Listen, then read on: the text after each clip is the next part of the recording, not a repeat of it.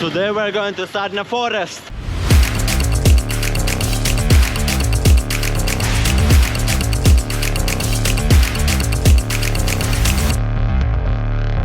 We're in India.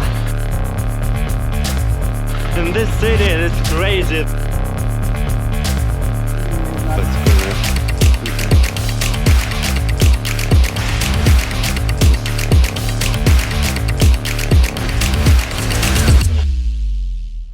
The traffic is super crazy. There's a big cars like trucks. You can see. They just get to the street and block it. This is so crazy.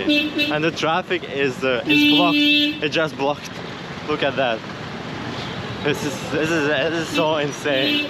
Like, why, if you have such a big car, you're going in the narrow street in the city center of the city where it's overpopulated? Like, why are you doing that? You want to intentionally block everything that nothing will working? Oh, this is crazy. So we're taking taxi to get to Sadna Forest because it's 15 kilometers away from the city, and we will see what it's over there. They say that it's crazy village of the eco activists, and you cannot use things which is not ecological. So I think they're crazy, but we will see. Pandi காட்டிட்டு நேராக paradise beach கூட்டு போயிடணும் அவனுங்க. அதுலேயே நீ போட போயிடனேன். பேரடைஸ் போயிடு. ஆமாம், அதான் பெட்ரு. Now we're in Sadna Forest. You see, this is the roof. We're going to the office to ask what's we're gonna do now. It's pretty calm and foresty here. We found ourselves in a very interesting place, not inferior to Vipassana and the Lotus Temple. Ого, тут будет дофига комаров. To Sadna Forest. We learned about this place by chance during Vipassana. However, it partially refers to another place, Auroville, which we have already heard about. Sadna Forest is an eco-project that began in 2003 on the initiative of a psychologist and his wife, who decided that now they would live in the forest according to the dictates of nature. According to this idea, the project is aimed at increasing environmental awareness among the adult population, such as how to live together with nature, use renewable energy as solar one, and eat rationally, being vegan. For those who don't know, vegans are like vegetarians, but in their final form of transformation. Vegans do not stop only on the meat, but also on the products from the animal world in general, eggs, milk, cheese, and so on. Thus, they protest against consumerist and exploitative attitudes towards animals. Well, they also teach here how to support and live in such conditions.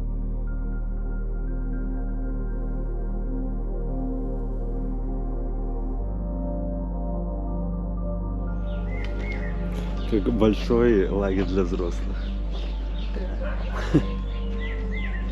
Чего я в лагере? Рисуночки неплохие, кстати. Да, очень даже качественно. Вот такие дела мы в Sadna Forest. Всякие такие конструкции из дерева. Тут очень большой шанс, что нас будут кусать комарики. Поэтому надеемся, что мы не умрем от комариной инфекции. Будем запшикиваться, потому что здесь все открытое. И это просто комариный рай. Что ж, запомните нас такими молодыми и необкусанными. Немножко вкусно. Слегка. Здесь есть также место для детей, и место это весьма привилегировано. Поскольку создатель этого проекта был психологом, он не мог не распылить свои точки зрения на образование и быт детей, которые по его задумке должны быть здесь полностью свободны. Речь идет о естественном обучении ребенка. Ему не надо ходить в школу, он может учиться самостоятельно, может спрашивать интересующие его вопросы у взрослых, которые должны быть к нему терпимы и дружелюбны. Ого, Гаити. Гаити — это же французская территория. По-моему. Гаити и Таити. Гаити. Не были мы ни в какой Гаити. Нас и здесь неплохо кормят. За время существования проекта он смог привлечь к себе внимание и стать заветной целью бомжей-путешественников, подобных нам. Здесь всегда есть много места, и попасть сюда достаточно просто. Достаточно лишь добраться до его местоположения, а дальше уже тебе выбирать, оставаться здесь участником или же остановиться на ужин и экскурсию. Стоит все это действо каких-то 6 евро на человека за ночь. Это, к слову, чуть дороже, чем обычный отель в близлежащем городе. Однако в эту стоимость входит и еда, которая, к слову, также достаточно дешевая в Индии сама по себе. Но ничего, все-таки это небольшая плата за участие в столь амбициозном проекте. Кстати, здесь запрещена своя еда. И все не экологическое. Например, не экологический спрей от комаров.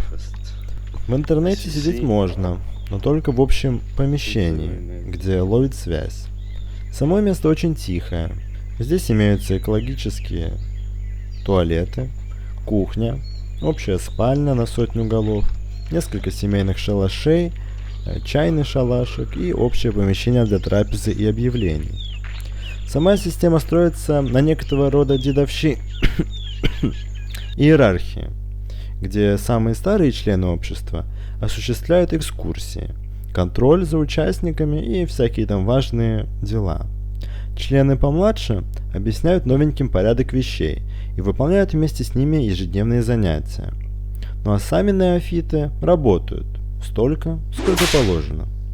В основном положено работать каждый день, кроме выходных, по 6 часов, где-то до 4. Но 2-3 раза в неделю придется поработать до ужина. Такая уж система.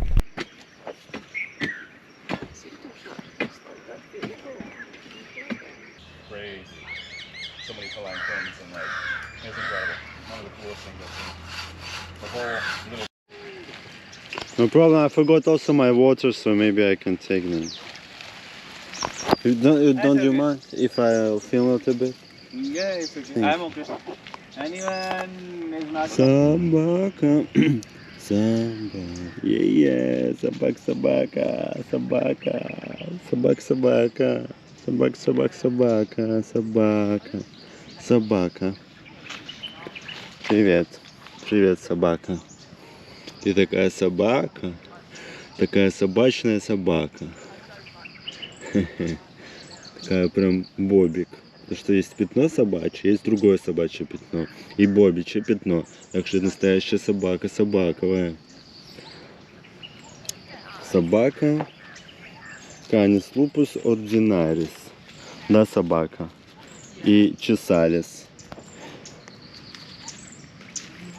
Или Тефелис катус. Или Тефелис собакус. Лупус доместикатус. Собакатус. И кусакус. А еще ошейникатус. Да, собака? Ладно, собака, мне надо идти. Работаю как-никак, не покладая рук. Укрываем деревья одеялком, чтобы им было миленько и спокойно в этом ужасном и hostile world, if you know what I mean. Поэтому нужно еще немножко поукрывать и потом еще какой-то ерундой позаниматься. Но в основном это полезно для леса. Может быть, даже не полезно, но зато у нас есть дело, правильно? Кстати, насчет еды, или правильнее будет сказать диеты, в этом заведении, то массу здесь точно не наберешь. А вот людям, страдающим от полноты, это место может очень даже приглянуться. Своего рода санаторий похудения. Бананы – это единственное спасение, остальное уж пеняйте на себя. Веганская диета достаточно скудна, в смысле специфична. Еда присутствует 3 раза в день, по одному блюду на человека. Но для проглотов, так и быть, можно взять добавки. Однако, стоит заметить, она доступна лишь если она остается. Ну а еще, если вы на нее осмелитесь, так как вкусовые свойства пищи не особо завораживают пищеобращение. По количеству еды я врать не буду, ибо не взвешивал, хотя столь малые значения весы все равно не показали бы. Короче, поскольку тут все для детей, то и порции рассчитаны на детей. А дальше крутитесь как хотите. Напомним, что свою еду брать с собой запрещается. Сама же еда состоит из микса вареной крупы, некоторых овощей и орехов, плюс 1 фрукт. Если честно, то даже на випассане, где разрешено только 2 приема пищи, я чувствовал себя лучше. Кстати, готовится все это местными поварами, так что изо дня в день кушанье – это русская рулетка. Либо полная дрянь, либо неполная. Ну, мы же сюда не за жрачкой пришли, правда ведь? Мы ведь чтобы подчеркнуть этического духа и моральных там ценностей. Да и вообще, быть экологичным значит в меру потреблять пищевой ресурс. А сколько человеку надо кушанья? А? Вон, Будда 3 рисинками питался. Попячься, еретик! Опять за бананом в шкаф попил. Сейчас руки-то обмою, да тете Оле все расскажу. Ох! Сил моих намасыть нету. Ну а вообще, для тех, кто хочет покушать, есть хорошее доброе правило. Хочешь кушать? Иди поработай. Может, не захочешь больше кушать. И мы пошли работать.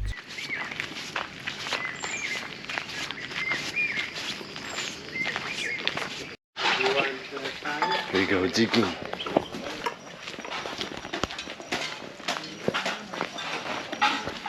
It's morning.